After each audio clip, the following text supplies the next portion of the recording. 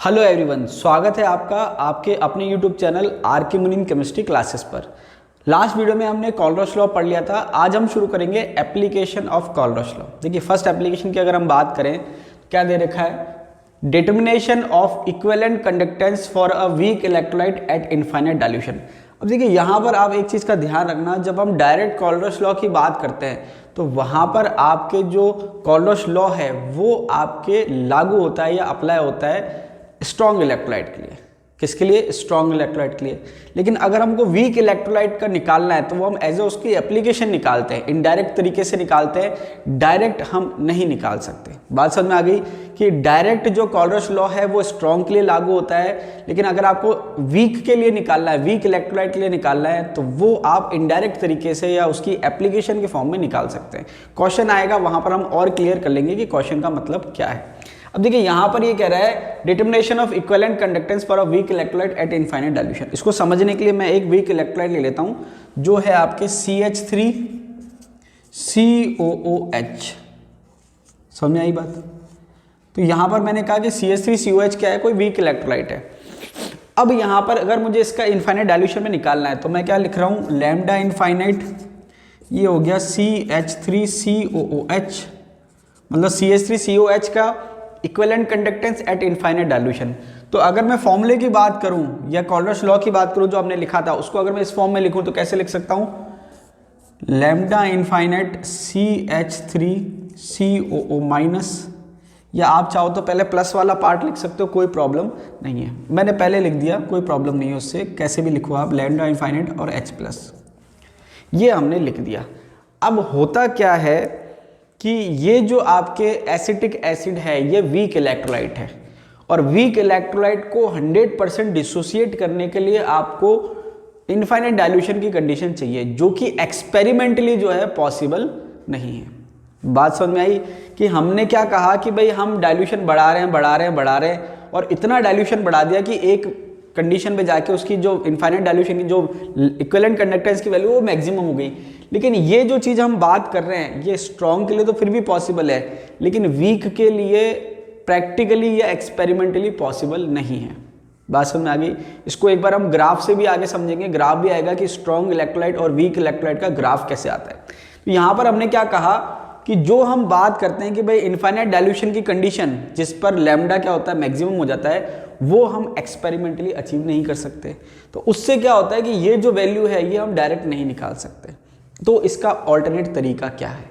Alternate तरीका ये है कि जब हम इसकी बात कर रहे हैं तो डायरेक्ट हम ये तो नहीं निकाल सकते कि लैम्डा इनफाइनाइट CH3COH क्या है, लेकिन हम क्या कर सकते हैं, अगर मैं इसकी बात करूं लैम्डा इनफाइनाइट CH3CO माइनस, तो इससे पहले अगर मैं बात करूं लास्ट वीडियो की, तो लास्ट वीडियो में हमने एक रिलेशन पढ़ा था। क्या रिलेशन पढ़ा था कि lambda infinite plus upon lambda infinite, ठीक है, ये किसके बराबर था, T प्लस के, जो कि हमने क्या कहा था, transport number of cation. Last video में हमने देखा था, आप देख लेना लास्ट वीडियो, ठीक है। Lambda infinite minus equals to lambda infinite, ये क्या था, T माइनस। अब T क्या है यहाँ पर, ट्रांसपोर्ट नंबर। T प्लस का मतलब transport number of cation, T minus का मतलब ट्रांसपोर्ट नंबर ऑफ एनायन। और ट्रांसपोर्ट नंबर क्या होता है ये मैंने आपको लास्ट वीडियो में बताया था, वापस से बता देता हूँ। ट्रांसपोर्ट नंबर क्या है कि अगर आप बात करो T प्लस की, मतलब ट्रांसपोर्ट नंबर ऑफ कैटायन, तो वहां पर आप कैसे डिफाइन कर सकते हो कि टोटल करंट में से कैटायन का जो करंट का फ्रैक्शन है वो कितना है, या टोटल कंडक्टेंस में से कैटायन का फ्रैक्शन कितना है, वो जो है वो आपके किसको बताता है, ट्रांसपोर्ट नंबर को। जैसे मान लीजिए टोटल करंट 10 है और कैटायन की वजह से 6 एम्पियर करंट आ रहा है, तो फ्रैक्शन कितना हो गया, 6/10। या टोटल कंडक्टेंस जो है वो 10 है और कैटायन की वजह से जो कंडक्टेंस आ गई वो 6 है, तो कैसे निकालेंगे, 6/10। तो यहाँ पर ट्रांसपोर्ट नंबर करंट का या कंडक्टेंस का फ्रैक्शन है, ठीक है। कैटायन की बात करेंगे तो कैटायन का फ्रैक्शन, और एनायन की बात करेंगे तो एनायन का फ्रैक्शन। तो ये आपकी बात हो गई किसकी, ट्रांसपोर्ट नंबर की।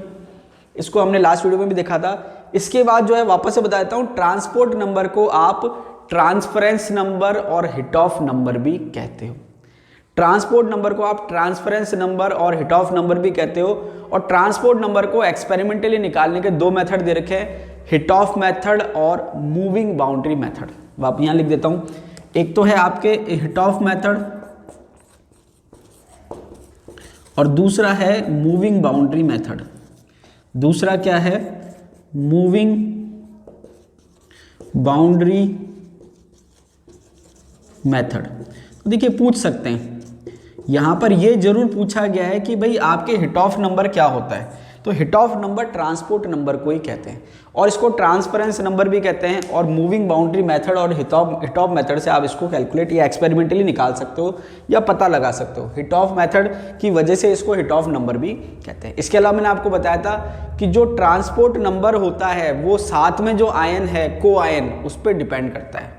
मतलब मान लीजिए कि अगर मुझे H+ का निकालना है ट्रांसपोर्ट नंबर, तो H+ किसके साथ है उस पर डिपेंड करेगा कि आपके H+ का ट्रांसपोर्ट नंबर क्या आएगा। मतलब ट्रांसपोर्ट नंबर की वैल्यू को आयन पे डिपेंड करती है, ये हमको ध्यान रखना है। बात समझ में आ गई? तो ट्रांसपोर्ट नंबर की वैल्यू को आयन पे डिपेंड करती है, ट्रांसपोर्ट नंबर की वैल्यू कंसंट्रेशन पे और EMF पे डिपेंड नहीं करती। और जैसे जैसे आप टेम्परेचर बढ़ाते हो वैसे वैसे ट्रांसपोर्ट नंबर जो है वो आपके बराबर होने लग जाता है।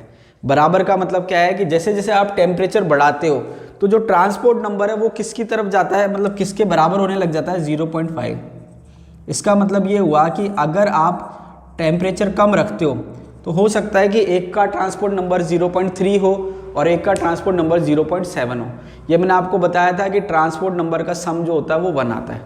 तो जब टेम्परेचर कम है तो हो सकता है एक का 0.5 से ज़्यादा हो और एक का कम हो, लेकिन जब आप टेम्परेचर बढ़ाओगे तो दोनों की वैल्यू क्या होगी, 0.5 के बराबर पहुंच जाएगी। इसका मतलब टेम्परेचर बढ़ाने से जो स्पीड है या मोबिलिटी है वो बढ़ती है और दोनों के लगभग बराबर हो जाती है, इसलिए दोनों का ट्रांसपोर्ट नंबर क्या हो जाता है, बराबर। तो ये बात थी ट्रांसपोर्ट नंबर की। अब वापस से यहाँ आ जाते हैं। तो अगर मुझे लैम्डा इनफाइनाइट प्लस चाहिए किसी के लिए भी तो मैं कैसे निकाल सकता हूँ, यहाँ पर अगर मैं लिखूँ तो लैम्डा इनफाइनाइट प्लस क्या हो जाएगा, T+ और लैम्डा इनफाइनाइट, ये हो जाएगा। या आप चाहो तो लैम्डा इनफाइनाइट नीचे लिख दो, ठीक है, ये बात समझ में आई। तो यहाँ पर मैंने क्या करा कि लैम्डा इनफाइनाइट प्लस अपन लैम्डा इनफाइनाइट था उसको मैंने लिखा T+। अब इसी से मैंने क्या करा, लैम्डा इनफाइनाइट प्लस जो है वो किसके बराबर हो जाएगा, T+ लैम्डा इनफाइनाइट। और वैसे ही आपके जो यहाँ पर है लैम्डा इनफाइनाइट माइनस, वो किसके बराबर हो जाएगा, T- लैम्डा इनफाइनाइट। अब यहाँ पर क्या है कि ये आपके लैम्डा इनफाइनाइट प्लस तो कोई सा भी हो सकता है और लैम्डा इनफाइनाइट माइनस कोई सा भी हो सकता है। यहाँ पर T+ क्या है, जैसे मान लीजिए मुझे H+ का ट्रांसपोर्ट नंबर चाहिए तो वहाँ पर आप कौन सा इलेक्ट्रोलाइट ले रहे हो उसके हिसाब से होगा। जैसे मान लीजिए अब मुझे ये चाहिए लैम्डा इनफाइनाइट CH3CO+, CH3COH, ये मुझे पूरा चाहिए, ये एक्चुअल मुझे निकालना यही है। अब यहाँ पर क्या है कि इससे मुझे डायरेक्ट ये तो मिल नहीं सकता, तो ये मैं कैसे निकाल रहा हूँ, ये मैं कैसे निकाल रहा हूँ कि मैंने क्या करा, ये तो वीक इलेक्ट्रोलाइट है, ये तो 100% डिसोसिएट होगा नहीं, तो मैंने स्ट्रॉन्ग इलेक्ट्रोलाइट ले लिया निकालने के लिए। कैसे लिया कि लैम्डा इनफाइनाइट H+ की बात कर रहे हैं तो मैंने कहा लैम्डा इनफाइनाइट H+। अब एक चीज अगर आपको ध्यान हो तो Kohlrausch law of independent migration of आयन का मतलब क्या था कि लैम्डा इनफाइनाइट H+ जो है उसकी वैल्यू फिक्स है। अब आप इलेक्ट्रोलाइट कोई सा भी लो, तो अगर मैं इलेक्ट्रोलाइट यहाँ चेंज भी कर दूं इस फॉर्मूले के लिए तो भी लैम्डा इनफाइनाइट H+ वही आएगा। तो यहाँ पर क्या करा मैंने, लैम्डा इनफाइनाइट H+ जो है उसके लिए इलेक्ट्रोलाइट ले लिया HCl। क्या ले लिया, HCl। तो ये हो जाएगा TH+ ट्रांसपोर्ट नंबर, और ये हो जाएगा आपके lambda infinite HCl। Lambda infinite HCl आप निकाल सकते हो एक्सपेरिमेंटली। बात समझ आ रही है, क्योंकि वो स्ट्रॉन्ग इलेक्ट्रोलाइट है। तो यहाँ पर ये जो है एक्सपेरिमेंटली हम नहीं निकाल सकते, तो इसके लिए हम ऑल्टरनेट मेथड ले रहे हैं या दूसरा तरीका निकाल रहे हैं सॉल्व करने के लिए कि कैलकुलेशन से हमारा आंसर आ जाए। तो हमने क्या करा, लैम्डा इनफाइनाइट H+ जो है वो निकालने के लिए हमने क्या करा, ये फॉर्मूला काम में लिया, और ये फॉर्मूले के लिए हमने इलेक्ट्रोलाइट क्या लिया, स्ट्रॉन्ग, ताकि हमारी वैल्यू आ जाए। तो लैम्डा इनफाइनाइट H+ क्या आया, TH+ लैम्डा इनफाइनाइट HCl।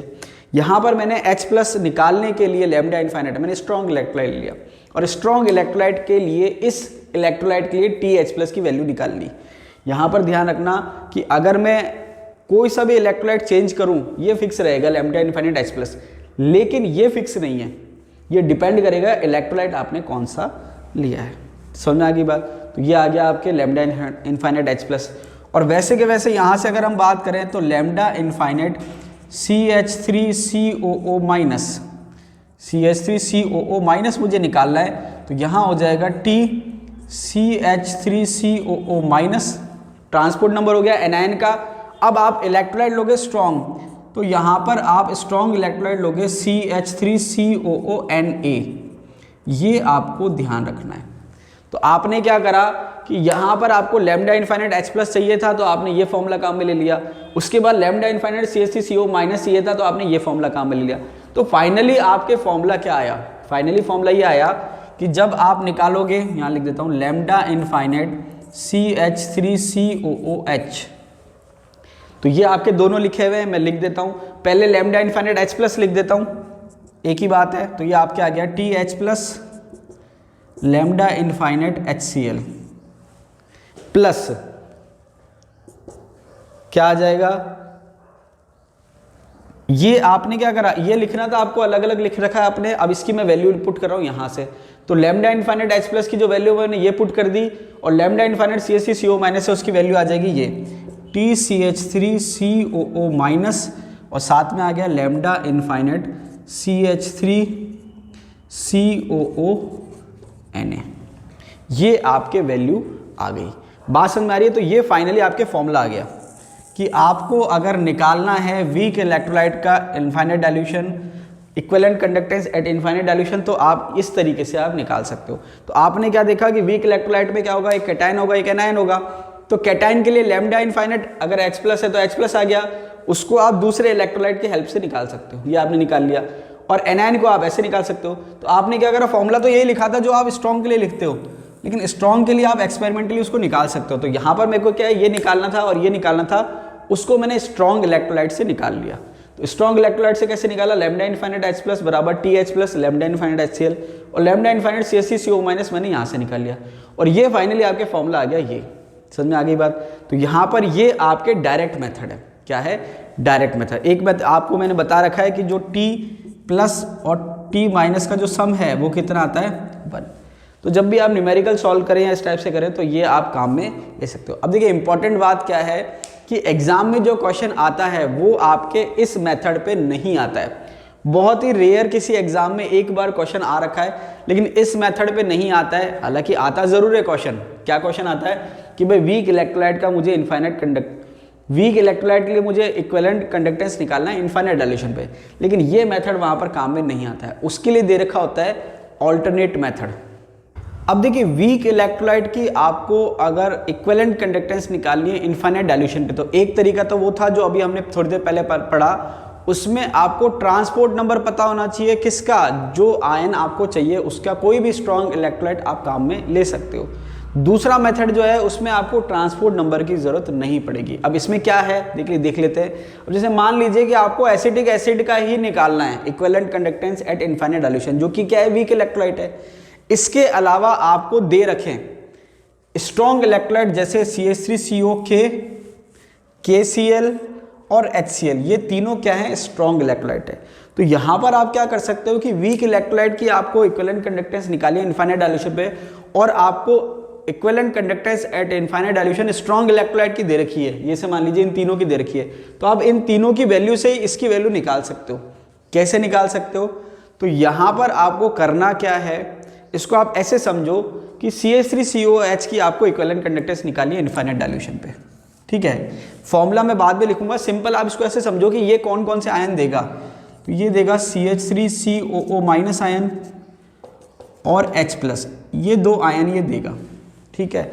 अब यहां पर आपको मेन चीज क्या करनी है कि कौन कौन से आयन ये दे रहा है, क्योंकि आयन की वजह से कंडक्टेंस आएगी। तो फॉर्मूला में कंडक्टेंस का बाद में लिखूंगा, केवल मैं अभी आयन चेक कर रहा हूं। इसके बाद आप चेक करो कि ये कौन से आयन देगा, तो ये देगा CH3COO- और K+। ये कौन से देगा, K+ और Cl-, ठीक है। इसको अलग लिख देता हूं, मैं यूं कर देता हूं, ठीक है, ताकि वो अलग हो जाए। और HCl क्या देगा, H+ और Cl-। अब आपको ये जितने भी आयन है इसमें से चाहिए कौन से कंडक्टेंस के लिए, भाई ये दो आयन चाहिए मुझे, एसिटेट आयन और H+ आयन। तो अब आप क्या देखो कि एसिटेट आयन कहाँ है, ये रहा, और H+ आयन कहाँ है, ये रहा, ठीक है। अब आप इसको ऐसे समझो कि ये दो आयन तो मुझे चाहिए, तो अगर मैं इन दोनों की कंडक्टेंस को ऐड करूं CH3COK और HCl को, तो इसमें किस किस की कंडक्टेंस आएगी, CH3CO- की, H प्लस की, ये तो मुझे चाहिए थी। अब इसके अलावा एक्स्ट्रा में मुझे किसकी कंडक्टेंस मिल गई, K प्लस की और Cl माइनस की, वो मुझे हटानी है। तो वो मैं कैसे हटाऊंगा कि ये जो KCl है इसको मैं क्या कर दूंगा, माइनस कर दूंगा।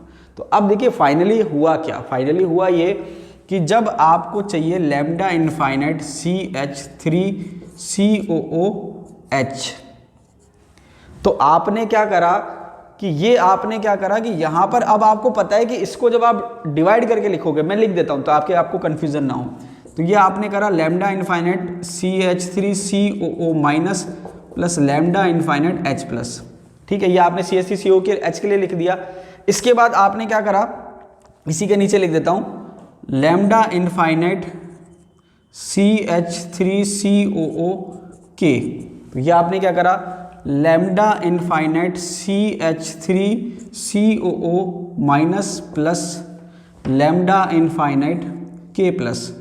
अभी जो मैं आपको सिंपली समझा रहा था आयंस के फॉर्म में, अब उसको मैं इक्विवेलेंट कंडक्टेंस के फॉर्म में लिख रहा हूं। बात वही है, बात क्या है कि आपको जिस इलेक्ट्रोलाइट की इनफाइनाइट डाइल्यूशन पे कंडक्टेंस निकालनी है, आप देखो उसमें आयन कौन कौन से, उसमें क्या है एसीटेट और H प्लस, और ये कौन कौन से आयन दे रहे हैं, ये और ये। तो अब जो आयन चाहिए वो आपने देखा ये और ये है, तो इनको तो आप कर दो ऐड, ये तो ऐड हो जाएंगे, क्या हो जाएंगे, ऐड प्लस हो जाएंगे। अब आप देखो ये दो चाहिए थे, फालतू में क्या मिल गया आपको एक्स्ट्रा में, K प्लस और Cl माइनस, तो ये जो आपके KCl है इसको आप क्या कर दो, माइनस कर दो। तो आप देखोगे कि ये जो दो हैं ये तो प्लस में हो जाएंगे और इसको आपको माइनस में करना है, तो ओवरऑल रिजल्ट आ जाएगा CH3CO माइनस और H प्लस, उसको हम इस फॉर्म में लिख सकते हैं। तो ये आपने क्या करा, लिख लिया। इसके बाद अब आपके KCl है, तो मैंने क्या लिखा lambda infinite KCl equals to lambda infinite K plus plus lambda infinite Cl minus. थोड़ा सीक्वेंस आगे पीछे हुआ है, कोई फर्क नहीं पड़ रहा। इसके बाद मैंने कहा लास्ट में है लैम्डा इनफाइनाइट HCl, तो ये आ जाएगा आपके lambda infinite H plus plus lambda infinite Cl minus, ठीक है। ये आपके 4 इक्वेशन हो गई। तो ये आपके पहली इक्वेशन है, ये आपको चाहिए एक्चुअल में इक्वेशन, इसको मैं नंबर नहीं डाल रहा, यहाँ पर मैं इक्वेशन में नंबर डाल देता हूँ 1, इसको मैंने कहा 2, इसको मैंने कहा 3। तो अब आपको क्या करना है, आपको करना है 1 प्लस, आप क्या करो एक में ऐड करो, क्या ऐड करोगे 3 को, तो 1 प्लस 3 आपको क्या करना है, इक्वेशन 1 और इक्वेशन 3 को जोड़ना है, और फिर क्या करना है, इसका जो रिजल्ट आए उसमें से आप माइनस कर दो 2 को। तो उससे क्या होगा कि 1 और 3 को जोड़ना है और 2 को माइनस करना है, तो 2 क्या है KCl। तो जब आप इसको माइनस करोगे तो ये माइनस में लिख दिया, ये माइनस में हो गया, और ये प्लस का क्या हो गया, माइनस। तो इससे क्या होगा, तो ये आपके क्या होगा कि ये जो है इससे ये कैंसिल आउट हो जाएगा, और जो लैम्डा इनफाइनाइट Cl है ये इससे कैंसिल आउट हो जाएगा। तो इसका जो ओवरऑल रिजल्ट बचेगा राइट हैंड साइड पे, वो क्या बच जाएगा, lambda infinite H plus plus lambda infinite CH3COO minus. यही तो आपको चाहिए था। तो इसका मतलब ये हुआ कि अब यहाँ से फाइनल रिजल्ट क्या निकला, लैम्डा इनफाइनाइट CH3COOH अगर आपको चाहिए तो आपको क्या करना है, लैम्डा इनफाइनाइट CH3COOK प्लस, एक तो ये आप ले लो, प्लस क्या करोगे HCl, तो यहाँ लिख देता हूँ इसके नीचे लैम्डा इनफाइनाइट HCl, और माइनस क्या करोगे KCl, तो ये हो जाएगा लैम्डा इनफाइनाइट KCl। ये आपके फाइनल फॉर्मूला आ गया। इस फॉर्मूले पे आपके खूब सारे न्यूमेरिकल पूछे जाते हैं, हो सकता है वो एग्जाम्पल को चेंज कर दे, एग्जाम्पल चेंज करेगा तो भी कोई प्रॉब्लम नहीं है। आपको केवल एक चीज़ ध्यान रखनी है कि जो भी वीक इलेक्ट्रोलाइट दिया है जिसकी आपको निकालनी है वो आप लिख लो, दे रखा होगा। उसके बाद आप देखो उसमें आयन कौन कौन से हैं, तो यहाँ पर क्या है एसीटेट आयन और H प्लस आयन। उसके बाद जो स्ट्रॉन्ग इलेक्ट्रोलाइट आपको दे रखे हैं उनको आप चेक करो कि जो आयन आपको चाहिए वो किस किस में है। तो आपने देखा एसीटेट आयन चाहिए, इसमें है, और क्या चाहिए, H प्लस आयन चाहिए, इसमें है, तो इनको कर लो ऐड। ऐड करने के बाद आप देखो कि इसमें एक्स्ट्रा आयन क्या क्या बच गया, तो आप देखोगे इसमें तो K बच गया और इसमें Cl बच गया और इसमें KCl दे रखा है, तो ये माइनस हो जाएगा, तो फाइनल आपका रिजल्ट आ जाएगा। तो आपने क्या देखा, CH3COK और HCl, जो HCl है ये तो ऐड हो गए और KCl क्या हो गया, माइनस। तो अब आप देखोगे ओवरऑल रिजल्ट जो है K जो है ये कट गया और Cl जो है ये कट गया, तो फाइनली क्या बच गया CH3CO माइनस और H प्लस। ये आपके ऑल्टरनेटिव मेथड है, इस पर बहुत सारे न्यूमेरिकल आते हैं, बहुत ज़्यादा इंपॉर्टेंट है, एग्जाम में बहुत सारे क्वेश्चन आते हैं, तो आपको आई थिंक समझ में आ गया होगा। अब देखिए नेक्स्ट एप्लीकेशन दे रखी है, degree of ionisation and ionisation constant for weak electrolyte. यहाँ पर डिग्री ऑफ आयोनाइजेशन को आप डिग्री ऑफ डिसोसिएशन भी कह सकते हो, एक ही बात है, ठीक है। आयोनाइजेशन और डिसोसिएशन में फर्क क्या होता है कि आयोनाइजेशन में टूटने के बाद आयन बनते हैं, डिसोसिएशन में हो सकता है टूटने के बाद आयन बने या न्यूट्रल मॉलिक्यूल भी बन सकते हैं, ठीक है। तो यहाँ पर हमने कहा degree of ionisation and ionisation constant for weak electrolyte. अब इसके लिए आपके कॉलरस लॉ क्या हेल्प करेगा वो हम देखते हैं। अब सबसे पहली बात तो यहाँ पर जो सबसे पहला फॉर्मूला है वो है alpha equals to lambda V upon lambda infinite. ये आपके बहुत इंपॉर्टेंट फॉर्मूला है। ये फॉर्मूला क्या कह रहा है? ये फॉर्मूला कह रहा है कि जो आपके डिग्री ऑफ आयोनाइजेशन है या जो डिग्री ऑफ डिसोसिएशन है वो क्या है, यहां पर एक्सपेरिमेंटल वैल्यू है या हम कहें रेशो है किसका, conductance, equivalent conductance at volume V या एट कंसंट्रेशन C, कुछ भी आप कह सकते हो, और equivalent conductance at infinite dilution. अब देखिए ये तो आपको पता ही है कि जो इक्विवेलेंट कंडक्टेंस की वैल्यू होती है वो जो भी वैल्यू है, हमने कहा वैल्यू है, जैसे जैसे आप डाइल्यूशन बढ़ाते हो उसकी वैल्यू बढ़ती है, और इनफाइनाइट डाइल्यूशन पे जाके वो वैल्यू क्या होती है, मैक्सिमम हो जाती है और कांस्टेंट हो जाती है। तो ये तो आपको पता है कि जो लैम्डा वी की वैल्यू है वो कम है और लैम्डा इनफाइनाइट की वैल्यू ज़्यादा है। तो मैंने कहा लैम्डा वी जो है वो लेसर देन है किससे, लैम्डा इनफाइनाइट से। तो नो डाउट अल्फा की वैल्यू क्या आएगी, 1 से कम आएगी। और अगर आपने इनफाइनाइट डाइल्यूशन पे पहुंचा दिया तो लैम्डा वी भी क्या हो जाएगा, लैम्डा इनफाइनाइट हो जाएगा, इसकी वैल्यू 1 आ जाएगी। समझ में आई बात? तो जितनी कंसंट्रेशन ज़्यादा होगी, वॉल्यूम कम होगा, उतनी ही लैम्डा वी की वैल्यू कम आएगी और अल्फा की वैल्यू क्या आएगी, कम। और जैसे जैसे आप डाइल्यूशन करोगे लैम्डा वी बढ़ता जाएगा और अल्फा भी क्या होता जाएगा, बढ़ता जाएगा। तो एक तो चीज़ ये है, ये आपके एग्जाम में बहुत इंपॉर्टेंट फॉर्मूला है, इस पे न्यूमेरिकल आते हैं। अब यहाँ पर हम सेपरेटली कहें लैम्डा वी और लैम्डा इनफाइनाइट, तो सबसे पहले अभी हम पढ़ रहे हैं लैम्डा इनफाइनाइट, अभी हम पढ़ ही रहे हैं तो लैम्डा इनफाइनाइट लिख देता हूँ। लैम्डा इनफाइनाइट क्या है, lambda infinite plus lambda infinite minus. कोई भी वीक इलेक्ट्रोलाइट की अगर हम बात करें तो उसके लिए मैं लिख सकता हूँ लैम्डा इनफाइनाइट की वैल्यू क्या होगी, lambda infinite plus lambda infinite minus. अब दूसरी बात आती है लैम्डा वी की, तो लैम्डा वी को मैं यहाँ लिख देता हूँ। तो देखिए लैम्डा वी को अगर आप ऐसे याद करो, केवल लैम्डा की अगर हम बात करते तो केवल लैम्डा जो है वो एक तरह से लैम्डा वी ही है, यहाँ तो हमने उसको स्पेशल नोटेशन दे दिया। लैम्डा वी को आप सिंपल लैम्डा भी लिख सकते हो, क्योंकि सिंपल लैम्डा बताता है इक्विवेलेंट कंडक्टेंस को। अब वो कोई ना कोई कंसंट्रेशन या कोई ना कोई वॉल्यूम पे होगा, तो वहां पर हमने इसको यहाँ वी लिख दिया। और अगर आप equivalent conductance at infinite dilution कहते हो तो आपको इनफाइनाइट लगाना जरूरी है। समझ में आ गई बात? अब यहाँ पर अगर सिंपल इक्विवेलेंट कंडक्टेंस का कोई आपसे फॉर्मूला पूछे तो देखिए आपने प्रीवियस वीडियो में देखा होगा, जब मैंने आपको इक्विवेलेंट कंडक्टेंस बताई थी तो पहले डेफिनेशन बताई थी क्या होता है, फिर बताया था उसका रिलेशन क्या होता है स्पेसिफिक कंडक्टेंस से। तो वहां पर से आप देख लेना डिटेल में, मैं यहाँ डायरेक्ट लिख देता हूँ कप्पा वी इंटू 1000 अपॉन सी। वहां पर जब मैंने आपको बताया था तो वहां v नहीं था, वहां क्या था, केवल lambda equals to kappa into 1000 upon C. Lambda क्या है, इक्विवेलेंट कंडक्टेंस, कप्पा क्या है, specific conductance, 1000 upon C. C क्या है, कंसंट्रेशन। अगर आप इक्विवेलेंट कंडक्टेंस लेते हो तो ये कंसंट्रेशन एक्चुअल में नॉर्मेलिटी को बताता है, नॉर्मलता, नंबर ऑफ ग्राम इक्विवेलेंट पर लीटर, ठीक है, ये आपके नॉर्मलता होता है। तो ये आपके फॉर्मूला आ गया। अब आपको क्या करना है, यहाँ पर ये दोनों फॉर्मूले रिप्लेस करने हैं। तो जब आप दोनों फॉर्मूले रिप्लेस करोगे तो देखो क्या हो जाएगा, अल्फा बराबर क्या हो जाएगा, लैम्डा वी। लैम्डा वी क्या है, कप्पा वी इंटू 1000 अपॉन सी। ठीक है, ये मैंने लिख दिया किसकी जगह, लैम्डा वी की जगह। और लैम्डा इनफाइनाइट क्या है वो मैं ब्रैकेट में लिख देता हूँ। लैम्डा इनफाइनाइट क्या है, lambda infinite plus lambda infinite minus, ये मैंने ले लिया। अब यहाँ पर जो भी आप इलेक्ट्रोलाइट लोगे उसके हिसाब से आ जाएगा। जैसे मान लीजिए CH3COH इलेक्ट्रोलाइट है आपके, क्या है, CH3COOH इलेक्ट्रोलाइट है, क्योंकि वीक इलेक्ट्रोलाइट की बात हो रही है, तो ये आ जाएगा H+ और ये आ जाएगा CH3COO माइनस। लिख सकते हो आप, तो मैंने यहाँ लिख दिया। इसके लिए अल्फा बराबर kappa V into 1000 upon C lambda infinite H plus lambda infinite CH3COO minus. ये आपके रिलेशन आ गया। तो यहाँ पर हमने क्या करा कि ये आपने वैल्यू निकाल दी अल्फ़ा की।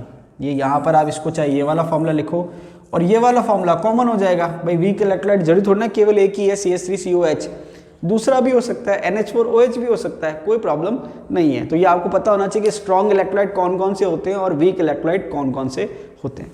तो यहाँ पर हमने क्या देखा कि रिलेशन क्या है, अल्फा का कैसे निकालेंगे, lambda V upon lambda infinite. तो देखिए न्यूमेरिकल आता है, न्यूमेरिकल में वो क्या करेगा, इन तीन में से दो वैल्यू देगा, फिर वो कहेगा कि भाई लैम्डा V की वैल्यू इतनी है, लैम्डा इनफाइनाइट इतना है, तो बताओ अल्फा कितना होगा।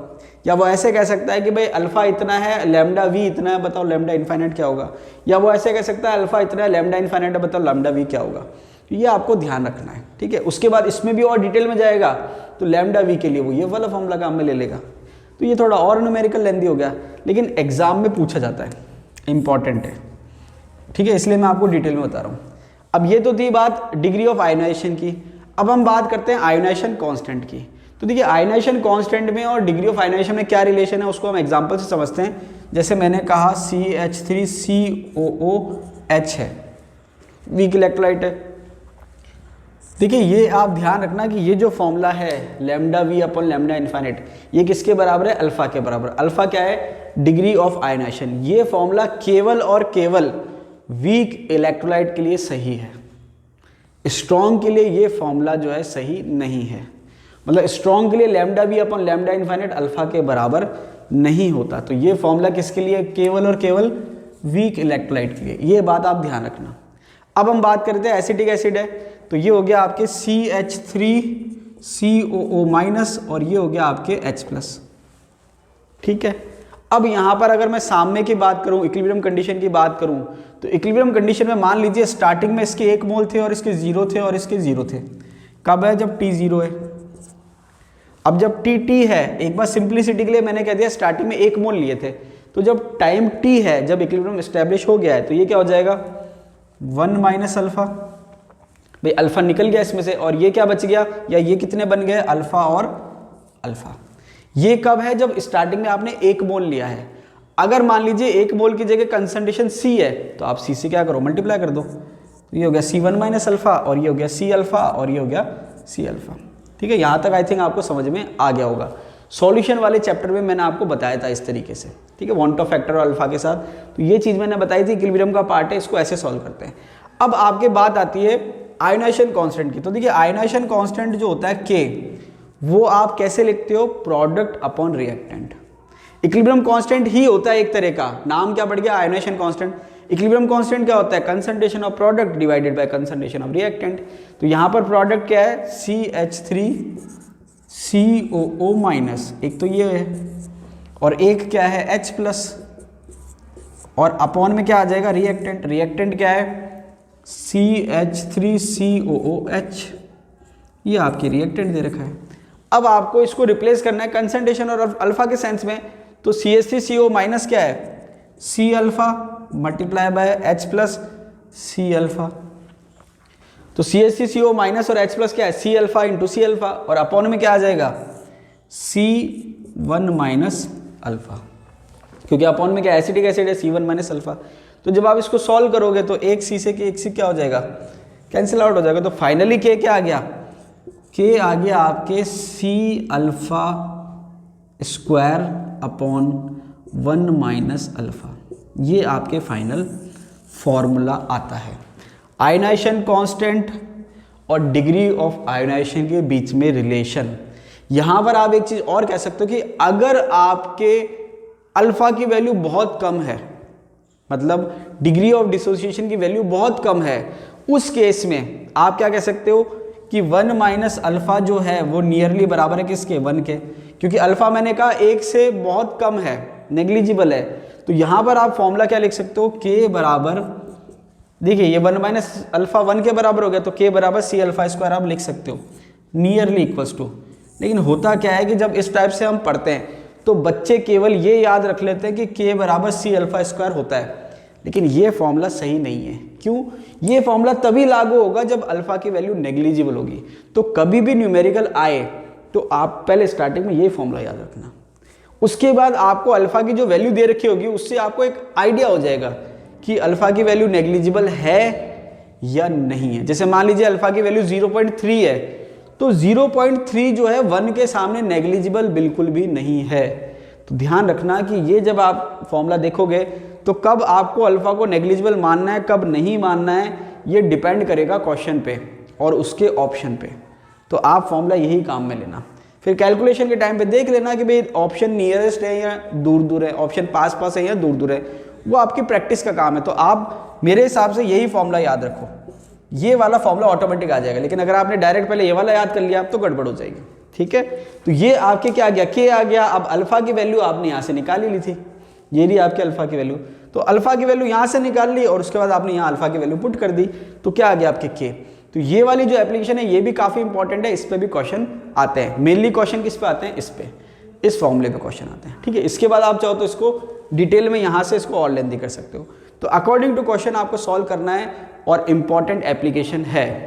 अब देखिए अगर क्वेश्चन की बात करें तो जो फर्स्ट एप्लीकेशन थी कॉलर्स लॉ की, उसमें जो ऑल्टरनेट मेथड था उस पर सबसे ज़्यादा क्वेश्चन आते हैं। उसके बाद सेकंड नंबर पे क्वेश्चन आते हैं जो सेकंड एप्लीकेशन थी।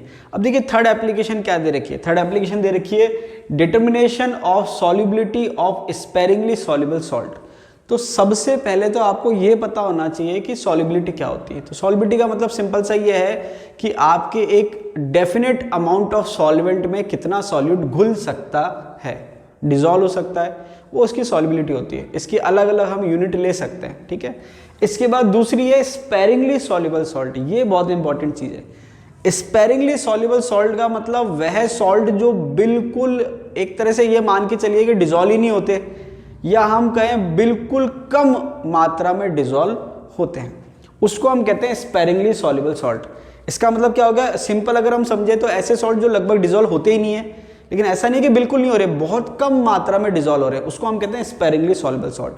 अब होता क्या है कि जो पहले की दो एप्लीकेशन थे उस पर तो न्यूमेरिकल टाइप क्वेश्चन आता है, ये वाली जो एप्लीकेशन है इस पर न्यूमेरिकल टाइप क्वेश्चन या फॉर्मूला बेस्ड क्वेश्चन नॉर्मली आज तक नहीं पूछा है। अब इस पर क्वेश्चन क्या आता है, क्वेश्चन ये है कि वो आपसे इस टाइप से पूछेगा कि जो इलेक्ट्रोलाइट दिए हुए हैं उसमें सबसे कम सॉल्युबिलिटी किसकी है। समझ में आ रही बात? तो यहाँ पर वो थ्योरेटिकल क्वेश्चन पूछता है कि सबसे कम सॉल्युबिलिटी किसकी है, सबसे ज़्यादा सॉल्युबिलिटी किसकी है, या डायरेक्टली भी पूछ सकता है स्पेरिंगली सॉल्युबल सॉल्ट कौन सा है। तो ये आपके थ्योरेटिकल क्वेश्चन है। अब इसमें आपको केवल ध्यान क्या रखना है, एग्जाम्पल आपको ध्यान रखना है कि कौन कौन से जो इलेक्ट्रोलाइट है जिनकी सॉल्युबिलिटी बहुत कम होती है, जो एक तरह से नेग्लिजिबली सॉल्युबल होते हैं, उसको हम कहते हैं स्पेरिंगली सॉल्युबल सॉल्ट। तो ये एग्जाम्पल जो मेरे पास से मैंने लिख दिए हैं इसमें आप ऐड कर सकते हो अपने हिसाब से। जो भी आपको एग्जाम्पल मिलता है जो स्पेरिंगली सॉल्युबल सॉल्ट का एग्जाम्पल है वो आप इसमें ऐड कर दीजिए। इस पर थ्योरेटिकल क्वेश्चन आता है। जब मैं आपको क्वेश्चन सॉल्व कराऊंगा तो वहाँ पर मैं आपको एक दो क्वेश्चन बताऊंगा जिसमें आपको पता चल जाएगा कि क्वेश्चन क्या आ रहा है। अब यहाँ पर क्या है, स्पेरिंगली सॉल्युबल सॉल्ट जो बहुत नेग्लिजिबल सॉल्युबल होता है, बहुत कम मात्रा में सॉल्युबल होता है। तो देखिए बेरियम सल्फेट, आपको एग्जाम्पल ध्यान रखना है, barium sulphate, calcium sulphate, strontium sulphate. तो ये आपके ऐसे सॉल्ट हैं जो बहुत कम मात्रा में सॉल्युबल होते हैं। इसके बाद PbCl2, AgCl, EtC। ठीक है, तो आपके जैसे कैलोमेल इलेक्ट्रोड होता है तो वहाँ पर भी आपके Hg2Cl2 आता है, तो वो भी आपके स्पेरिंगली सॉल्युबल आप कह सकते हो। और भी काफ़ी सारे हो सकते हैं। तो यहाँ पर वो आपको एग्जाम्पल पूछता है इलेक्ट्रोलाइट का सॉल्युबिलिटी के बेस पे। तो ये आपको ध्यान रखना है कि जितने भी आपके इस वाले एग्जाम्पल में दे रखे हैं इलेक्ट्रोलाइट वो सब स्पेरिंगली सॉल्युबल है, मतलब उनकी सॉल्युबिलिटी क्या है, बहुत कम। ठीक है, समझ में आगे बात। अब यहाँ पर ये जो कह रहा है कि भाई कैसे निकाले, क्या करें, तो यहाँ पर आप इसको ऐसे समझ लो कि 3 फेज होती है, या नीचे लिख देता हूँ। 3 फेज क्या है, जैसे मान लीजिए कोई इलेक्ट्रोलाइट है AB, ये मैंने कह दिया कोई इलेक्ट्रोलाइट AB, तो जब आप उसको डिसॉल्व कर रहे हो और मान लीजिए इलेक्ट्रोलाइट पूरा डिसॉल्व नहीं हुआ है, तो आप कैसे कह सकते हो कि भाई कुछ अमाउंट क्या रह गया, सॉलिड फॉर्म में रह गया। जो आपने इलेक्ट्रोलाइट मान लीजिए ज़्यादा लिया और वो डिसॉल्व नहीं हुआ, समझने के लिए बात कर रहे हैं, तो वो क्या है, सॉलिड फॉर्म में। उसके बाद क्या है कि डिसॉल्व हो गया लेकिन आयोनाइज नहीं हुआ, तो उसको मैंने कह दिया AB एक्वस, इस फॉर्म में है। और तीसरी फॉर्म क्या होती है कि भाई डिसॉल्व भी हो गया और उसके बाद आयनाइज भी हो गया, A प्लस B माइनस। समझ आई बात? तो यहाँ पर ये क्या कह रहा है कि जब आप कोई इलेक्ट्रोलाइट डिजोल्व कर रहे हो, ज़्यादा मात्रा में डिजोल्व कर रहे हो, तो वहाँ पर 3 जो है स्टेट है, क्या है, एक तो जो आपके सॉलिड फॉर्म में रह जाए, मतलब वो डिजोल्व ही नहीं हुआ है, ठीक है, सॉलिड फॉर्म में हो गया। दूसरा जो आपके डिजोल्व तो हो गया लेकिन आयनाइज नहीं हुआ, वो ये वाली स्टेट हो गई। और तीसरी स्टेट जो है कि जो डिजोल्व भी हो गया और पूरी तरह से आयनाइज भी हो गया, वही आपकी ये वाली स्टेट हो जाएगी। अब यहाँ पर स्पेरिंगली सॉल्युबल सॉल्ट में हम क्या कह रहे हैं कि जितनी भी अमाउंट डिजोल्व हो रही है वो कंप्लीटली आयनाइज है। क्यों? क्योंकि बहुत कम मात्रा में सॉल्युबल है, और बहुत कम मात्रा में सॉल्युबल है मतलब एक तरह से जो कंसंट्रेशन आ रही है वो आपके इनफाइनाइट डाइल्यूशन के बराबर आ रही है। तो वहां पर हमने क्या कहा कि जितना भी डिजोल्व हो रहा है, इसको तो हटा ही दिया हमने, इसको तो हमने हटा दिया। अब ये कह रहा है जितना भी डिजोल्व हो रहा है वो आपके इस फॉर्म में है 100%, ठीक है। तो यहाँ पर इस रिलेशन से क्या पता चला कि हम जितना भी डिजोल्व करेंगे वो कंप्लीटली क्या होगा, आयनाइज होगा। और कंप्लीटली आयनाइज का मतलब इनफाइनाइट डाइल्यूशन की कंडीशन है एक तरीके से। तो यहाँ पर हमने इसके लिए क्या कह दिया कि लैम्डा भी किसके बराबर है, लैम्डा इनफाइनाइट के बराबर है, और जो भी कंसंट्रेशन है वो सॉल्युबिलिटी के बराबर है। तो ये आपके रिलेशन आ गया। अब आपको अभी थोड़ी देर पहले मैंने लैम्डा वी का फॉर्मूला लिखाया था, कप्पा इंटू 1000 अपॉन सी, साइड में लिख देता हूँ, लैम्डा वी बराबर कप्पा वी इंटू 1000 अपॉन सी। अब आपको सी चाहिए, ये यहाँ लिखा हुआ है, तो सी यहाँ आ जाएगा और लैम्डा वी नीचे आ जाएगा। लैम्डा वी की जगह आप लैम्डा इनफाइनाइट से उसको रिप्लेस कर सकते हो। तो आपने क्या करा, एस बराबर सी kappa we into 1000 upon C, सी यहाँ आ गया तो ये क्या आ जाएगा, लैम्डा वी को आप लैम्डा इनफाइनाइट लिख सकते हो, लैम्डा इनफाइनाइट को आप लैम्डा इनफाइनाइट प्लस और लैम्डा इनफाइनाइट माइनस लिख सकते हो। तो ये आपके फॉर्मूला आ गया। इस पर कोई न्यूमेरिकल आज तक नहीं पूछा गया, फिर भी मैंने आपको फॉर्मूला लिखवा दिया। अब ये जो कप्पा वी है ये सॉल्यूशन, या आप कह सकते हो कि भाई कंडक्टेंस आपको चाहिए, स्पेसिफिक कंडक्टेंस किसकी, इलेक्ट्रोलाइट की। अब यहाँ पर क्या है कि जो पहले मान लीजिए वाटर था, डिस्टिल वाटर था, जो भी था, तो प्योर वाटर जो था आपके डिस्टिल वाटर, उसकी स्पेसिफिक कंडक्टेंस कुछ और होगी, और जब आपने सॉल्यूशन बना दिया तो उसकी स्पेसिफिक कंडक्टेंस कुछ और होगी। तो यहाँ पर केवल इलेक्ट्रोलाइट की अगर आपको स्पेसिफिक कंडक्टेंस निकालनी है तो आपको क्या करना पड़ेगा, सॉल्यूशन की स्पेसिफिक कंडक्टेंस में से वाटर की माइनस करनी पड़ेगी। यहाँ हमने लिख दिया। तो ये जो है ये इलेक्ट्रोलाइट की स्पेसिफिक कंडक्टेंस है, तो हमने क्या करा, और एक्यूरेट निकालने के लिए सॉल्यूशन की स्पेसिफिक कंडक्टेंस माइनस वाटर की स्पेसिफिक कंडक्टेंस, हमने इसकी जगह इसको रिप्लेस कर दिया और ये फॉर्मूला आ गया। इस पर कोई खास न्यूमेरिकल नहीं आता, लेकिन इस पर थ्योरेटिकल क्वेश्चन आता है सॉल्युबिलिटी के बेस पे, तो आपको एग्जाम्पल ध्यान रखना है, ठीक है। लास्ट वाला जो है बता देता हूँ क्योंकि इस पर कोई खास क्वेश्चन आज तक आया नहीं है, determination of ionic product of water. तो ये हमने 4 एप्लीकेशन पढ़ी कॉलरस लॉ की, ठीक है। तो कॉलरस लॉ क्या होता है ये हमने समझा, और कॉलरस लॉ की एप्लीकेशन क्या होती है ये हमने समझ लिया। आई थिंक आपको समझ में आ गया होगा। आज के लिए इतना ही। वीडियो अगर अच्छा लगा तो लाइक कीजिए, दोस्तों शेयर कीजिए, और अगर आप चैनल पे नए हैं तो चैनल को सब्सक्राइब कर लीजिए, और जो बेल आइकॉन है उसको हिट कर लीजिए, ताकि जैसे मैं नया वीडियो अपलोड करूं आपके पास सबसे पहले नोटिफिकेशन आ जाए। धन्यवाद।